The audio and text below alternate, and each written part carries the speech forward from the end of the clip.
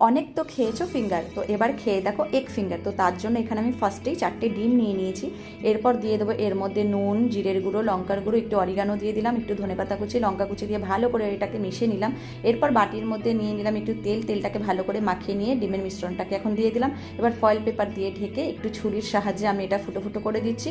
করার পর এখন আমি এটা প্যানের মধ্যে বসিয়ে দিলাম। তো বসানোর পর একটু ঢেকে দিলাম। ঢাকার পর দেখো কত সুন্দরভাবে সেদ্ধ হয়ে গেছে। তো এখন আমি আমার মতন করে আমি এটা পিস পিস করে কেটে নিচ্ছি। তোমরা চাইলে তোমাদের মনের মতন করে পিস পিস করে কেটে নেবে। তো এই দেখো কত সুন্দর লাগছে না দেখতে। এরপর আমি চালের গুঁড়োর মধ্যে এটাকে ভালো করে মিশিয়ে নিলাম। তো মেশানোর পর এখন একটা বাটির মধ্যে ডিম নিয়ে এটা ভালো করে মিক্সড করে ডিমের মধ্যে ডুবিয়ে সবগুলোকে আমি ডিমের মধ্যে ডুবিয়ে নিচ্ছি। আর এরপর আমি নিয়ে নিচ্ছি বিস্কুটের গুঁড়ো। এটাকেও ভালো করে বিস্কুটের গুঁড়োটা দিয়ে ভালো করে মিশিয়ে নিচ্ছি। নেওয়ার পর এই দেখো প্লেটে সাজিয়ে দেওয়ার পর এখন গরম গরম তেলের মধ্যে ছেড়ে দেবো। বেশি হাই ফ্লেমে রাখবো না, মিডিয়ামে রাখবো, না হলে পুড়ে যাবে।